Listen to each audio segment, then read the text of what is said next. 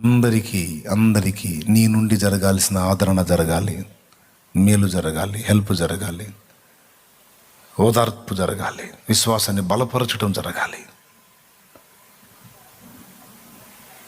యేసయ్య మనసు అది. ఊళ్ళో ఉన్నవాడిని ఆదరించాడు. ఊరు బయట కుష్ఠరోగంతో పడి, ప్రభువా నా దగ్గరకు వస్తున్నావా? ఎవరు ఇష్టపడరు ప్రభువా నా దగ్గరికి రావటానికి, నన్ను ముట్టడానికి నా సొంత వాళ్ళకే ధైర్యం చాలదు. దుర్గంధభరితంగా ఉన్నాను, అసహ్యంగా ఉన్నాను, హీనుణ్ణి తండ్రి, నా పరిస్థితి ఇలా ఉంది.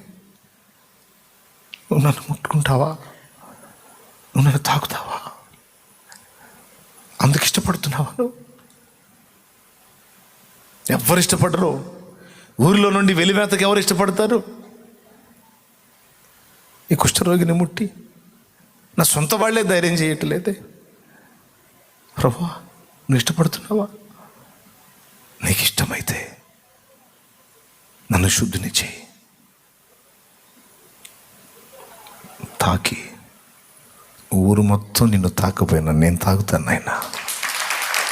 ఊరు మొత్తం నిన్ను ముట్టకపోయినా నేను ముట్టుకుంటాను నాయన. ఎందుకంటే ఊరు మొత్తానికి నువ్వేమవుతావు వేరే సంగతి, నాకు నా బిడ్డవి నువ్వు. హల్లెలూయా, హల్లెలూయా. నేను నీ కోసం కూడా ప్రాణం పెట్టడానికి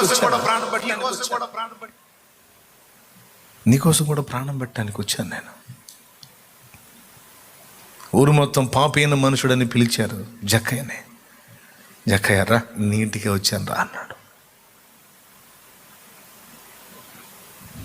ఆ ప్రేమ, యేసయ్య ప్రేమను గురించి పాడుతూ ఉంటే ఒక డౌట్ వస్తుంది. పద్దాకలు ప్రేమ ప్రేమ అంటాడు. ఏం ప్రేమ? అర్థమై సత్తే కదా.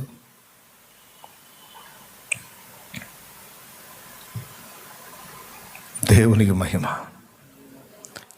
ఈ మనసునే పసిగట్టేదాయన మన దగ్గర ఆదరించాలి, ధైర్యపరచాలి, వెన్ను తట్టాలి, ఒకరినొకడు ప్రోత్సహించుకోవాలి, తృణీకరించుకోవడం కాదు.